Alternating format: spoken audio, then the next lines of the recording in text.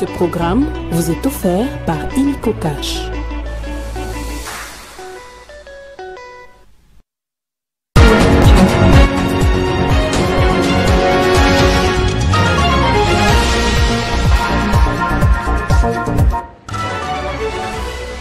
Une embarcation à Bomongo dans la province de l'Équateur a connu un naufrage, occasionnant ainsi 72 morts, un bilan provisoire encore. La navigation nocturne de la baleinière Virement, l'embarque est en partance du marché Mobenzani dans le territoire de Bomongo. En plus de construire des bancs pour les écoles, les bâtisseurs du service national sont en train de construire un nouvel hôpital qui seront dans un avenir proche équipé des matériels de dernier cri. Il est situé à Kanyama-Kasese. Droits de l'homme en République démocratique du Congo, la fondation Bill Clinton pour la paix plaide pour la relaxation des certains acteurs politiques, journalistes et acteurs de droits de l'homme. Elle a déclaré au cours d'un point de presse tenu ce jeudi à Kinshasa où elle a évalué la grâce présidentielle, le désengorgement, les cachots clandestins, les prisonniers et les détenus préventifs oubliés par la grâce présidentielle. Il est temps de vous informer. Bienvenue dans ce journal sur Télé 50. 72 morts, c'est le bilan provisoire du naufrage d'une embarcation à Bomongo dans la province de l'Équateur. L'incident s'est produit dans la nuit de lundi à mardi près de Maïta, une localité située à environ 30 km de Mbandaka. Les causes principales seraient la navigation nocturne, selon les sources locales qui ont confirmé l'information ce jeudi. Les mêmes sources rapportent que la baleinière Chaviré était en partance du marché Mobenzani dans le territoire de Bomongo. Rendre le fichier de solde des militaires était au centre de la rencontre entre le vice-premier ministre en charge de la Défense nationale et ancien combattant Guy Kabongo Modiavinta et les banquiers. L'objectif était l'optimisation de la paie des militaires dans un contexte marqué par l'amélioration significative d'un processus sans reproche.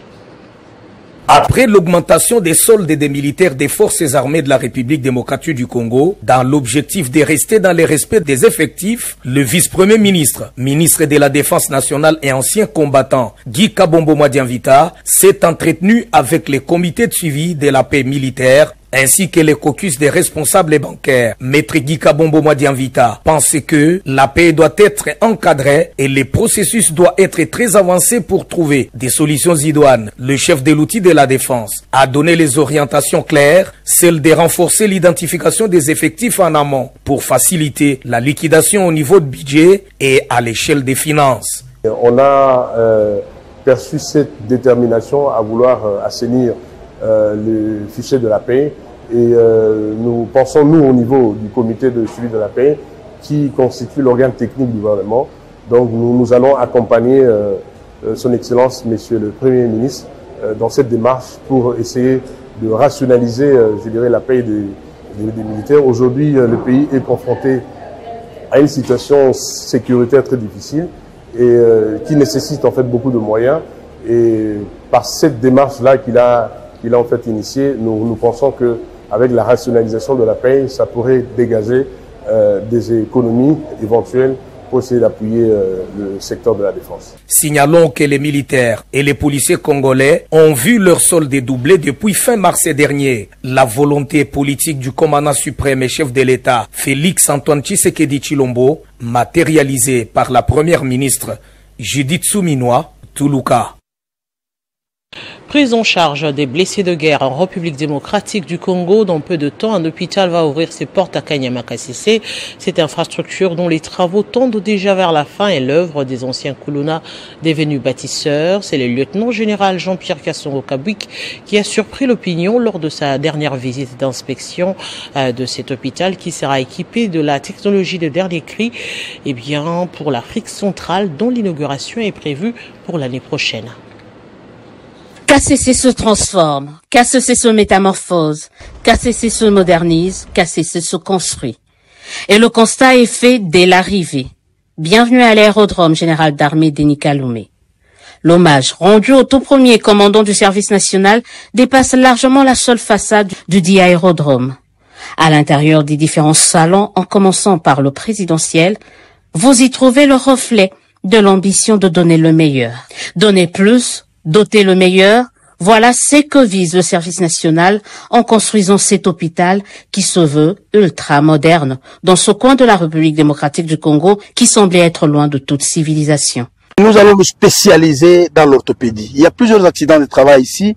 Nous avons des bâtisseurs, les gens se fracturent, les gens se blessent, ainsi de suite. Ce sont les travaux manuels intenses. Mais aussi, nous nous disons, nous voudrions donner la chance à ceux de nos compatriotes qui servent sous le drapeau, qui ont été blessés sur le champ de bataille. C'est vrai, on le voit par exemple au Kankokolo, à l'hôpital militaire général, ils sont traités. Mais après, il se pose toujours un problème de réinsertion. Et nous voudrions accompagner cela. D'autres vont aller au Kankokolo, mais si nous avons une clinique spécialisée ici, d'autres on pourra les amener ici. Nous les soignons et après leurs soins, nous les réinsérons. Nous leur donnons un OPDT, nous les encadrons en leur donnant semences et engrais, ou nous faisons de l'éleveur. Comme ça, ils ont une autre débouchée dans la vie. Vous voyez, quelqu'un qui a été blessé, qui ne se dise pas que je me suis sacrifié pour la nation et après la nation m'a abandonné. Je suis abandonné, ouais. Et que je sois abandonné. Ça les rend frustrés. Mais ça a aussi un impact sur ceux-là qui doivent aller se battre. Ils vont se dire, mais ceux qui sont partis, qu'est-ce qu'ils sont devenus? Et le prochain train qui va arriver ici, il va amener ces ambulances. Nous avons une ambulance 4x4 parce qu'on peut aller secourir quelqu'un, même là où la route n'est pas très bonne, on peut entrer même dans des champs. Et nous avons une ambulance de bonne route, minibus, bien. C'est au profit de bâtisseurs de la nation, c'est au profit des agents et cadres du service national, et même les riverains aussi. Les riverains aussi. Les riverains aussi. Ils auront le droit de se faire soigner là-bas. Sauf imprévu, c'est en novembre prochain que cette institution hospitalière sera inaugurée. Après la pluie diluvienne du 4 au 5 avril dernier, la ministre des Affaires sociales, Action humanitaire et solidarité nationale, Nathalie Azizamounana, a visité tous les sites installés au Stade Tata Raphaël et à l'Institut Lumumba pour un reconfort moral. Nathalie Azizamounana, ministre des Affaires sociales, Action humanitaire et solidarité nationale, s'est rendue au chevet des sinistrés des pluies de la nuit du 4 au 5 avril 2025 à Kinshasa. Des noirs et blancs vêtus en signe de deuil et de solidarité avec les familles des victimes. La ministre des Affaires sociales a effectué une visite de consolation, de réconfort et de soutien moral. Dans sa gibecière, plusieurs camions contenant du pain, de l'eau, des vivres et non-vivres, pour s'assurer que ses compatriotes frappés par cette catastrophe ne manquent pas l'essentiel pendant ce moment difficile. Bobetela mokonzi na ngai papa Félix Antoine Tshisekedi Tshilombo betele maboko potoza na mokonzi ya motema boboto bana ya mama Denise Nyakeru bobetele maboko mama ya motema boboto au nom de la solidarité nationale tongo nyoso mapa ekobando ya awa miliki nati pona bana liboso na tongo midi pe olie en attendant totala ndenge nini gouvernement ekosunga bino bolongwa awa. Commencé au site de francophonie du stade Tata Raphaël, cette visite s'est poursuivie à Limete Salongo, où la ministre voulant palper du doigt sur terrain a visité une famille dont les membres des victimes des inondations étaient obligés de passer nuit sous le toit de leur maison et pour qui elle a instruit ses services d'accompagner ces derniers vers le site d'hébergement de Tata Raphaël pour une prise en charge appropriée. La tournée s'est terminée à l'Institut Lumumba, où la ministre a également réconforté les familles trouvées sur place. Un lot de l'eau, des vivres et non-vivres ont été acheminés après avoir palpé du doigt les réalités de la vie des sinistrés. Nathalie Azizamounana a instruit à ses services de mettre en œuvre toutes les étapes relatives à la prise en charge des victimes. La ministre des Affaires sociales, Action humanitaire, Solidarité nationale, Nathalie Azizamounana, a appelé également à la mobilisation des partenaires techniques et humanitaires, à accompagner les efforts en cours et renforcer la résilience des populations exposées aux aléas climatiques. Et le gouverneur de la ville de Kinshasa s'engage à faire de l'assainissement un levier de croissance verte et de création de richesses. Il a dit lors de la présentation de sa vision politique et le lancement du dialogue entre les décideurs devant les membres du gouvernement national et provincial, la délégation des Pays-Bas et de Une Global Compact. Le gouverneur de la ville de Kinshasa a présenté mercredi 9 avril 2025 sa vision politique pour la capitale et lancé dans la foulée le dialogue entre les décideurs. Quelques jours après les pluies diluviennes qui ont provoqué des inondations, Kinshasa pense ses plaies, mais la prévention pour l'assainissement reste la priorité pour les premiers citoyens de la ville qui a parlé d'urgence sanitaire, environnementale et sociale pour le 20 millions d'habitants.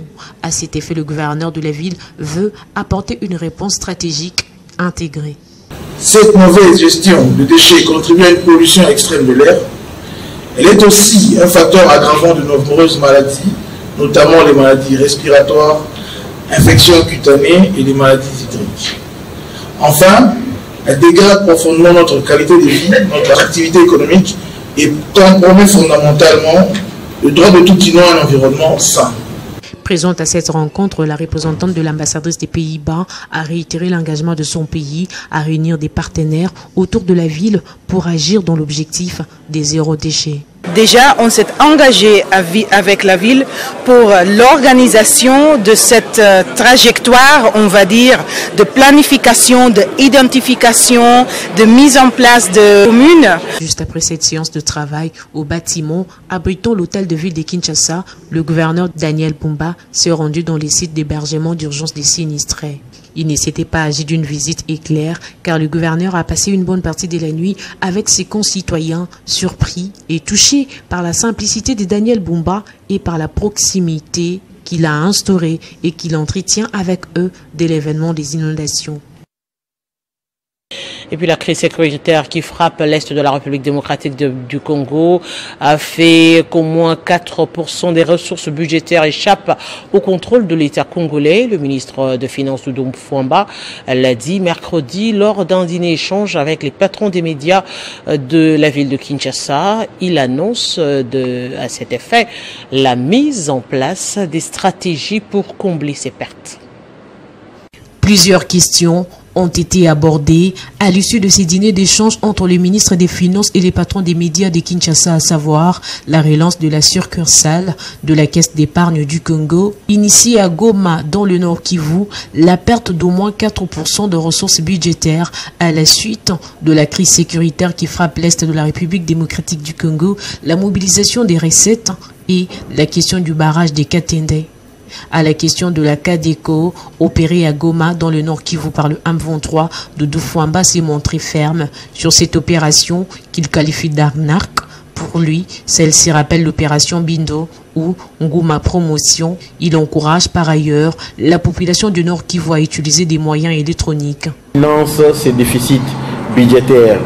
Est-ce que le gouvernement recourt-il à la planche à billets ou à la monétisation du financement du déficit? Non, nous ne le faisons jamais conformément à la loi et nous n'allons jamais le faire. Nous allons financer nos déficits par des moyens sains. Quant à la perte de plus de 4% de ressources budgétaires qui échappent au contrôle du gouvernement suite à la crise sécuritaire, l'Argentier national a émis ses inquiétudes et annoncé par la même occasion la mise en place des stratégies pour mettre fin à cela. Quant à la mobilisation des recettes, le ministre des Finances s'est réjoui des performances des régies financières qui ont réalisé plus de 100% des assignations par rapport aux prévisions du plan des trésoreries. Notre économie est une économie encore plus résiliente qu'hier. La stabilité macroéconomique est maintenue en dépit de la situation du choc sécuritaire à l'est de notre pays.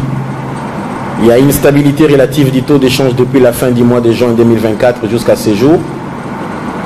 J'ai réaffirmé qu'il y a une forte décélération du rythme de formation des prix intérieurs qui a culminé à un indicateur de 2,3% en cumul annuel de l'inflation à fin 2025 contre 4% à la même période en 2024. Nous avons également imprimé une rigueur de gestion qui a baissé de 22% la moyenne d'exécution des dépenses en procédure d'urgence au premier semestre. Katende, toujours en construction depuis des décennies, le ministre Fouamba est resté catégorique. On a relancé le projet du barrage hydroélectrique de Katende. Nous avons payé déjà 40 millions de dollars. Bientôt, nous allons payer 60 millions. Nous avons pris les défis que nous allons construire ces barrages avec nos ressources propres. À ces jours, grâce aux efforts du ministre des Finances, Doudou Fouamba, plusieurs réformes ont été initiées et réalisées, notamment la généralisation de la télédéclaration et l'introduction de la facture normalisée. Droits de l'homme en République démocratique du Congo, la fondation Bill Clinton pour la paix a tenu un point de presse ce jeudi à Kinshasa dans l'objectif d'évaluer la grâce présidentielle, le désengorgement, les cachots clandestins, les prisonniers et les détenus préventifs oubliés par la grâce présidentielle. Par ailleurs, cette organisation a plaidé pour la relaxation de certains acteurs politiques, journalistes et acteurs de droits de l'homme. L'évolution sur la grâce présidentielle, désengorgement, cachot clandestin, les prisonniers politiques et détenus préventifs oubliés par la grâce présidentielle accordée par les chefs de l'État ou la liberté, tel a été les termes de la conférence des presses organisée par la fondation Bill Clinton pour la paix et les ONG des droits de l'homme en RDC. Nous constatons également la fuite des responsabilités du gouvernement à prendre en charge les détenus dont le délai légal de détention est dépassé. D'entrée de jeu, les organisations ont brossé les tables sombres de la dégradation des droits de l'homme en RDC avant de demander la relaxation de certains détenus politiques, membres de la société civile, mais également des journalistes. Nous demandons de l'État congolais de respecter l'article 18 de la Constitution qui interdit les traitements humains, sans faire l'allusion à l'article 16, qui stipule que être humain, la sécurité a le droit de protéger en tout. Donc, nous continuons, comme le président de la République lui-même nous a promis en 2018 qu'une fois au pouvoir, il va fermer tous les cachots clandestins. Nous demandons que ce n'est pas tard. Durant cette conférence de presse, la fondation Bill Clinton pour la paix, en collaboration avec les ONG des droits de l'homme, demande à l'État congolais de respecter l'article 18 de la Constitution qui interdit les traitements inhumains, la construction d'une vraie maison d'arrêt. Ces derniers ont également demandé la construction d'une vraie maison d'arrêt afin de mettre fin aux cachots clandestins. Clôture à Lubumbashi de l'atelier sur la vulgarisation des textes légaux sur la création, l'organisation et le fonctionnement des comités provinciaux et locaux de sécurité au chapiteau du Pullman Grand Caravia Hotel. C'était en présence notamment du vice-premier ministre en charge de l'Intérieur, du gouverneur Jacques Boulakatoué, du président de l'Assemblée provinciale, et les participants ont été outillés afin de renforcer la sécurité des personnes et de leurs biens depuis la base. Pendant près d'une semaine, 450 membres des comités provinciaux et locaux de sécurité du Haut-Katanga ont été sensibilisés sur la gouvernance sécuritaire à l'initiative du ministère national de l'Intérieur et Sécurité. Au cours de ces assises, les participants ont été outillés sur les innovations du décret numéro 22/44 du 6 décembre 2022 portant création, organisation et fonctionnement des comités provinciaux et locaux de sécurité. Je voudrais mettre en exergue l'engagement pris par le président de la République, chef de l'État, son Excellence Félix-Antoine Tshisekedi Tshilombo, engagement de faire de la sécurité l'un des volets prioritaires de son programme d'action quinquennal. Pour sa part, le vice-premier ministre de l'Intérieur et Sécurité a relevé l'importance capitale de cet atelier qui arrive au moment où la RDC fait face à un défi sécuritaire majeur dans sa partie orientale. Jacques Chabane Louko a aussi indiqué que ces assises rentrent dans le cadre du deuxième pilier du programme d'action du gouvernement national qui repose sur la protection du territoire national et la sécurisation des personnes et leurs biens. La vision du président de la République, telle que traduite dans le deuxième pilier du programme d'action du gouvernement, fait de la réforme du secteur de sécurité l'une des principales priorités du pays. Suivra la remise des textes légaux sur la création, l'organisation et le fonctionnement des comités provinciaux et locaux de sécurité ainsi que des brevets de participation. Et au ministère du Commerce extérieur, le ministre Julien Paloukou a inspecté ce jeudi les travaux techniques en prélude de la 16e réunion du Conseil de ministres du COCHE. Pour s'y rassurer du bon déroulement des travaux techniques des experts venus de 54 pays membres de la zone de libre-échange continentale africaine, en prélude de la 16e réunion du Conseil des ministres du commerce de la ZLECAf, qui sera lancée le 15 avril prochain à Kinshasa par le chef de l'État Félix Tshisekedi, le ministre du Commerce extérieur Julien Paloukou Kaongia a fait ce jeudi la ronde des réunions. Encourageant les experts qui examinent plusieurs thématiques dont la politique du développement des infrastructures, la mise en place d'un marché commun africain avec une union douanière, les règles d'origine et le commerce des services, le ministre Julien Paloukou a fait entendre que la tenue de ces travaux à Kinshasa prouve que la RDC est un pays fréquentable. La RDC est la capitale de l'Afrique depuis le 7 avril de cette année. Les experts de tous les domaines, ils sont réunis ici à Kinshasa pour préparer la réunion qui sera présidée par le président de la République le 15 avril 2025. Les chefs d'État africains voudraient faire de cette zone de libre-échange continentale un instrument de développement de l'Afrique parce qu'il a été constaté que le commerce entre nous les Africains est très faible. Il faudrait l'élever au niveau où il atteigne peut-être 80% du volume du commerce international pour que des échanges aient lieu entre nous, pour que les produits que nous avons dans chacun de nos pays puissent traverser les frontières librement sans beaucoup de difficultés. Je rappelle ici que chaque pays a transmis une liste de produits qui feront l'objet de l'ouverture et du passage libre au niveau des frontières, mais également chaque pays a transmis une liste de produits qui ne seront pas concernés par le démantèlement tarifaire. La réunion du 15 qui fera la fierté de la RDC parce que quand tous les pays africains viennent ici, cela démontre à suffisance que la RDC est fréquentable et c'est un signal fort à ceux qui font la guerre à l'est de la RDC qu'ils n'ont pas de chapitre de notre pays parce que le président tient à faire de la RDC une vitrine par excellence de la mise en œuvre de la zone de libre-échange continentale africaine. Signalons que l'inspection de ces travaux techniques a été précédée par une réunion avec le staff de la ZLECAf qui a salué la ferme détermination du gouvernement congolais pour la bonne réussite du Conseil des ministres du commerce de la ZLECAf qui va statuer sur les conclusions des réunions des experts. Et puis le maire de Kolwezi, Jacques Massengo, a présidé une rencontre d'éveil patriotique et de mobilisation générale en présence du commandant régional du service d'éducation civique, patriotique et d'action sociale, le colonel Majitayev, en séjour dans la ville. Les échanges ont tourné autour des valeurs du patriotisme, de cohésion nationale et de vigilance face à l'agression que subit la République démocratique du Congo. C'est une rencontre d'éveil patriotique et de mobilisation générale autour de la mère patrie, placée sous la houlette du maire de Kolwezi, maître Jacques Massengo Kindele, dans la salle NAS, entre les commandants régionaux du service d'éducation civique et d'éveil patriotique, en séjour à Kolwezi avec les cadres de base de la ville chère, à maître Jacques Massengo Kindele. C'était en présence des bourgmestres des communes de Manika et d'Ilala. Cette rencontre d'échange était empreinte autour des valeurs du patriotisme et de cohésion nationale.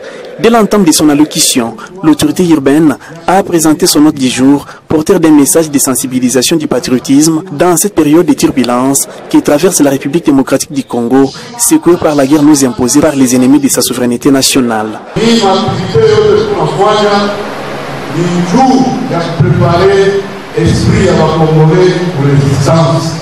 Le colonel Majitayev a invité les cadres de base à plus de responsabilités et à jouer pleinement leur rôle tout en dénonçant les cas suspects se trouvant dans leurs entités respectives. Et cette vigilance commence par la vie. Quand on attend qu'à parler, on leur dit à quoi? Pour clore ce message, il a invité ses représentants des 14 quartiers résidentiels de la juridiction chère à maître Jacques Massengo Kindele à privilégier un climat de collaboration étroite entre la population et les services de sécurité pour décourager les plans maléfiques de l'ennemi. Il en appelle à la vigilance pour combattre l'ennemi et au soutien sans faille aux institutions de la République légalement établies. À cela s'ajoute la résistance et le bannissement du tribalisme dans cette période de guerre.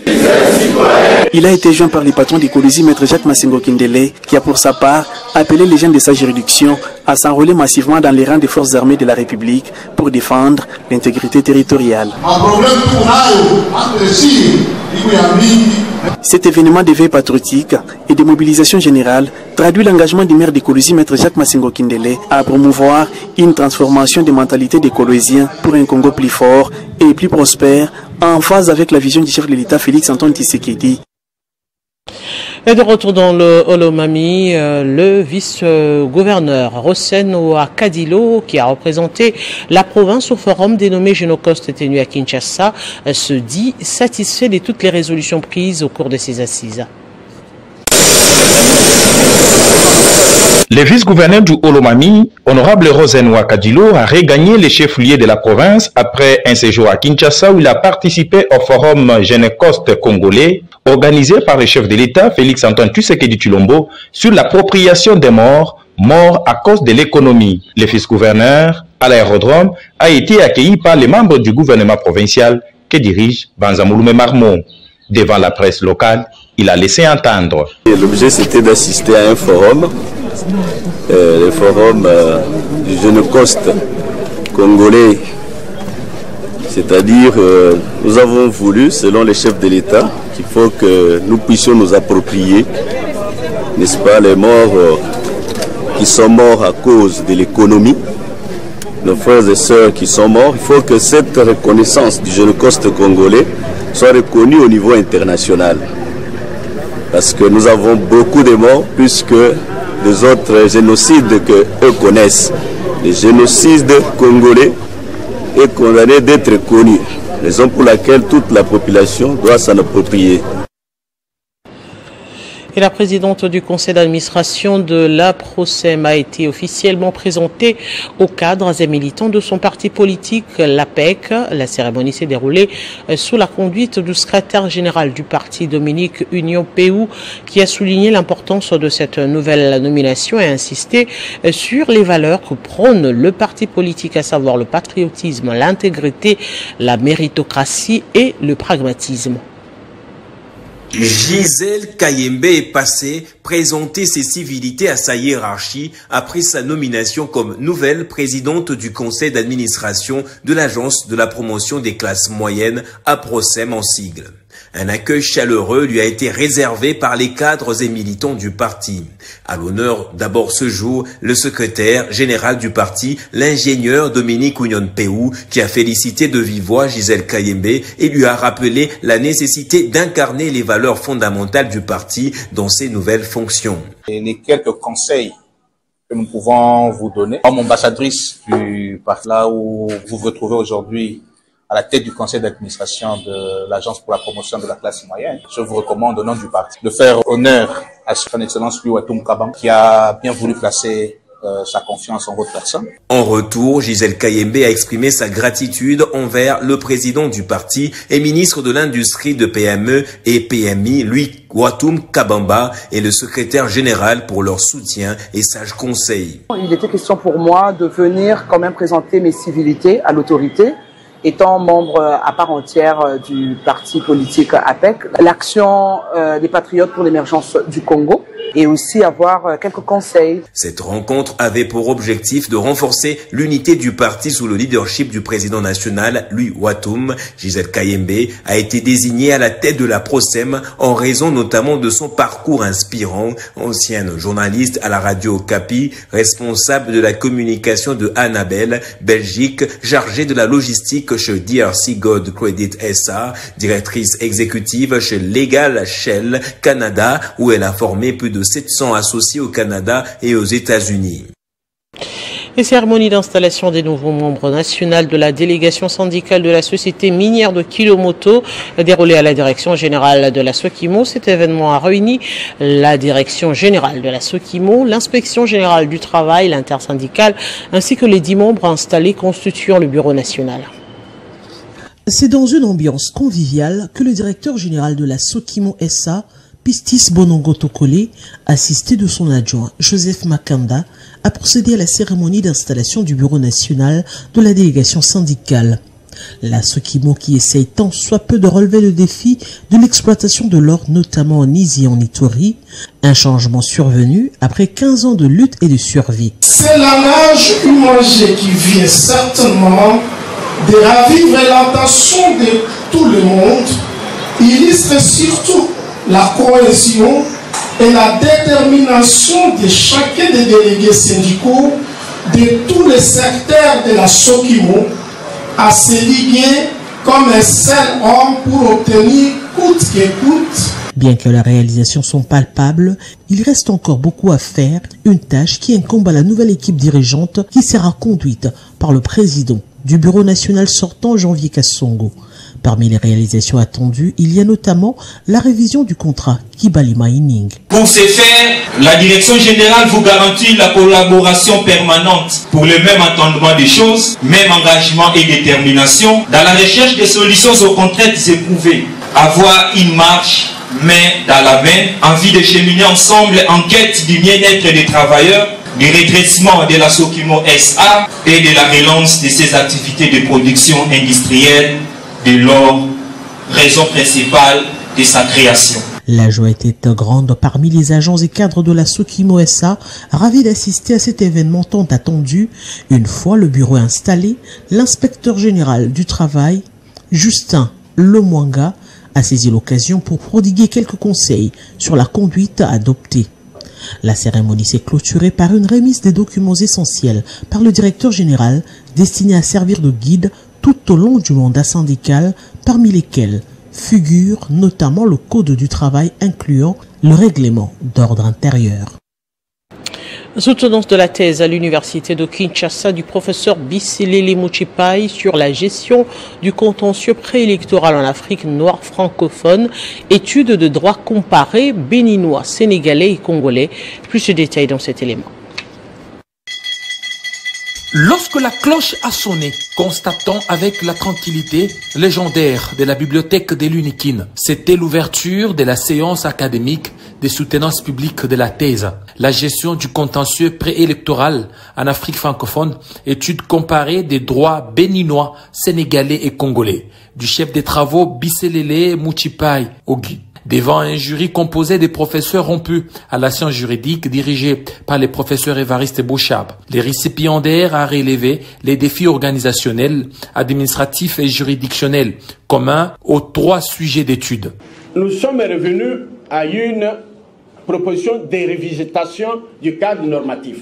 Après des questions de membres du jury et les réponses du candidat, la mention est la plus grande distinction. Il ne pouvait en être autrement quand les promoteurs et les professeurs Jean-Louis Essambo, l'un des rares spécialistes du droit électoral au pays et doyen de la faculté de droit de l'université de Kinshasa.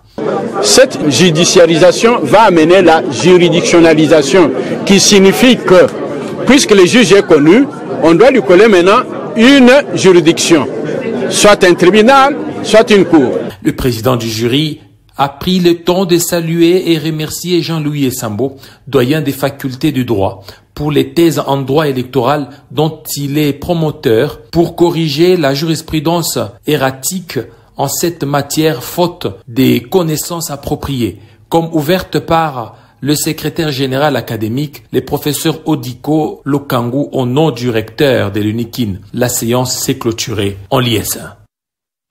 Et après 13 ans d'existence du CIMECO, le secrétaire général de ce syndicat des médecins, le docteur Juvenal Mwanda, réitère son engagement dans la défense des intérêts de ses confrères. C'était à l'occasion de la tenue du premier congrès des médecins. C'est le représentant du ministre de la fonction publique qui a procédé à l'ouverture de ces travaux.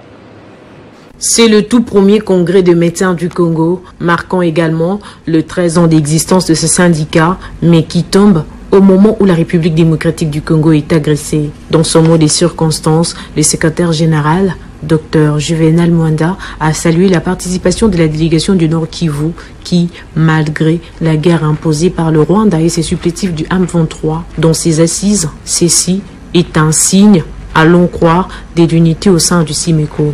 Que nous saluons particulièrement et chaleureusement la délégation du Nord Kivu, Dr Mac, Dr Hassel, dont la participation constitue pour nous une affirmation de l'unité du Congo et de son peuple, l'unité du CIMECO et de tous ses affiliés.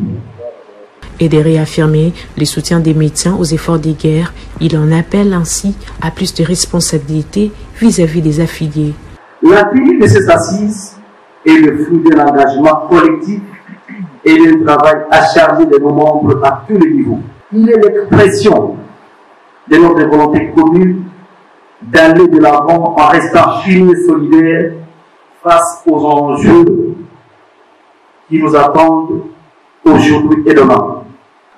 C'est donc un moment particulier et historique, une opportunité unique de dresser le bilan de notre parcours, d'évaluer et de préserver nos acquis, mais surtout de tracer ensemble l'avenir de notre syndicat. Pour sa part, les représentants du ministre de la fonction publique a, au nom de son chef, empêché pour des raisons d'État donner le go de ses activités.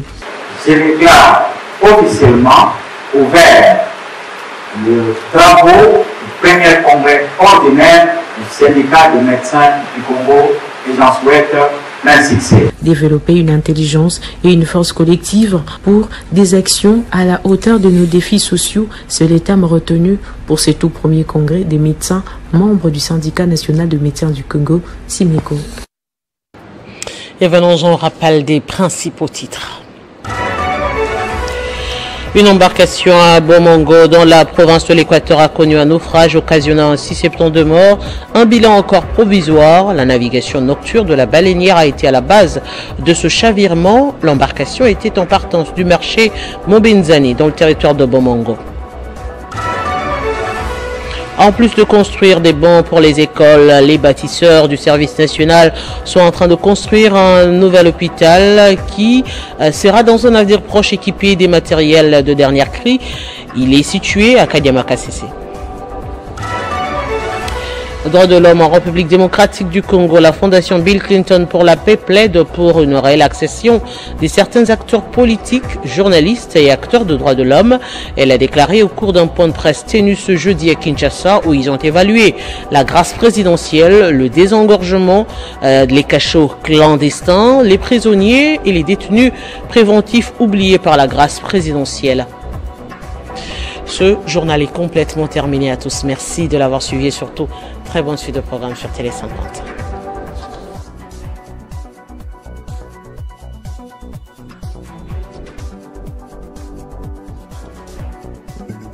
Retrouvez toute l'actualité en continu sur www.tele50.cd. Ce programme vous a été offert par Illico Cash. Communiqué numéro SENSAP DG 2025 007 concerne lancement des opérations de contrôle du maintien des droits. La Caisse nationale de sécurité sociale des agents publics de l'État SENSAP porte à la connaissance de ses assurés sociaux retraités de la tenue imminente des opérations annuelles de contrôle du maintien des droits, contrôle des vies, contrôle des pièces dans la période du 14 avril au 27 juin 2025 sur toute l'étendue du territoire national. Ces contrôles se déroulera de la manière suivante. Les assurés sociaux payés par les banques commerciales, à savoir Access Bank, Advance Bank, Afriland First, Bank of Africa, BGF Bank, EcoBank RDC, Equity BCDC, FBN Bank, Finca, Rawbank, Sophie Bank, TMB et UBA sont priés d'effectuer par eux-mêmes au moins un retrait à la caisse pendant la période de contrôle. Les assurés sociaux payés par Airtel Money, M-Pesa, Orange Money, AfriMoney, Soficom et Solidaire seront contrôlés par appel téléphonique à travers le numéro 4011 du centre d'appel de la SENSAP. Les assurés sociaux vivant à l'étranger sont tenus d'expédier durant la période de contrôle pendant les jours ouvrables de 8h juste à 13h juste et de 14h juste à 16h juste, sous pli fermé, un certificat de vie, l'édit certificat est déposé dans l'une des adresses ci-après. L'agence de Kinshasa de la SENSAP, 6 L4, deuxième étage, bâtiment administratif de la fonction publique, Kinshasa Gombe. L'agence du siège de la SENSAP, 6 numéro 473, boulevard Lumumba, Petit Boulevard, 8e rue, quartier résidentiel commune de Limete. L'agence de Lubumbashi de la SENSAP, 6, numéro 15, avenue du Parc, au quartier Makomeno, dans la commune de Lubumbashi, référence en face du terrain Kilima de la Gécamine. Les magistrats et les secrétaires généraux retraités seront contrôlés au niveau des guichets de la SENSAP dans l'une des adresses si haut reprises. La SENSAP invite à cet effet les assurés sociaux à se munir lors du contrôle d'une pièce d'identité, carte d'électeur, passeport, permis de conduire en cours de validité et de la carte de sécurité sociale délivrée par elle.